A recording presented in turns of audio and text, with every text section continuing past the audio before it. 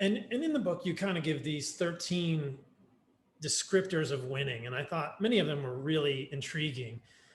You said that winners are different and they kind of stand alone. And that one really resonated with me because in my own personal journey, I've really stepped outside of the mainstream in Western medicine and suggested some things. And so everything you were talking about in the book, I was like, oh yeah, I'm not crazy. Like this is exactly the experience I've had.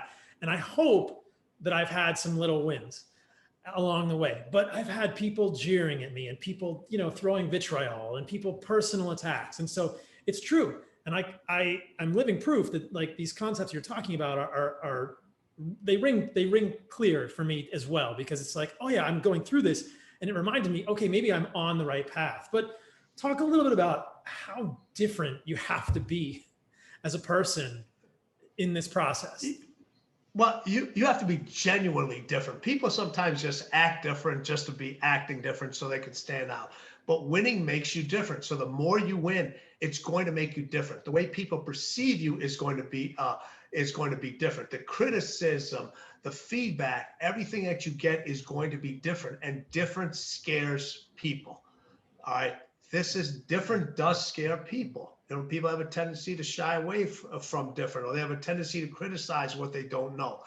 And the more a person wins, the scarier that individual gets, because the less the average individual can understand that mentality.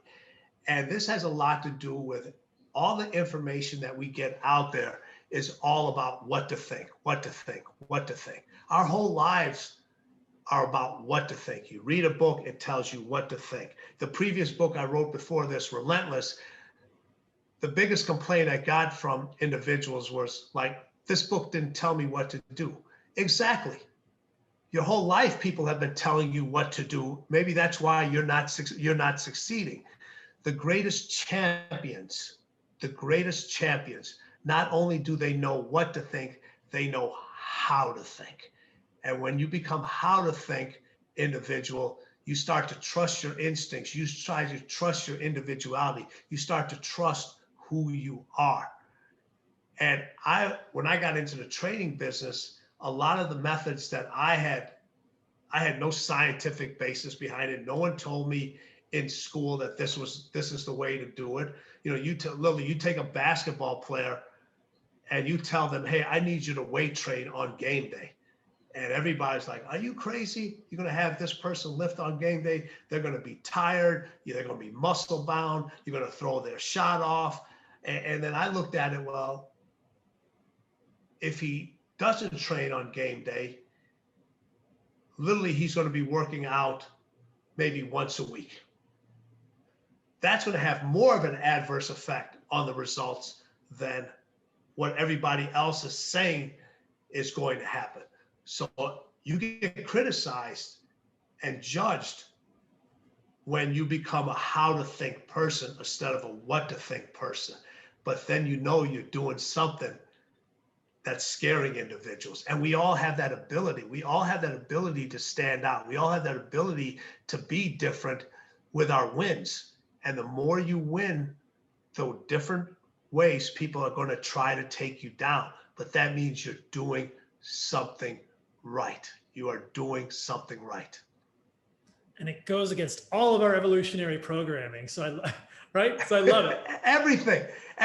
Why fit? It's funny. We all want to fit in, but the individuals we admire the most are the ones that stand out. You're obviously huge in the health and fitness game. The people that stand out are the ones we admire. We like, wow, that person looks so healthy. They got unbelievable skin. Look at their endurance. Look at their physique. You look at all those people, but you shy away from those people because they're like, hey, you know what? I don't know what they're doing over there. I don't really want to work that hard. I don't want to eat the way they're eating. I don't want to rest the way they're doing. It's better to be over here because this way I fit in. This way I fit in, and the same ideas I have and the same reasons I fail and the same reasons I tell myself I can't do those things, these people will validate those things for me. Yet when you have a conversation with those individuals, they're like, they don't know any other way. They don't know any other way.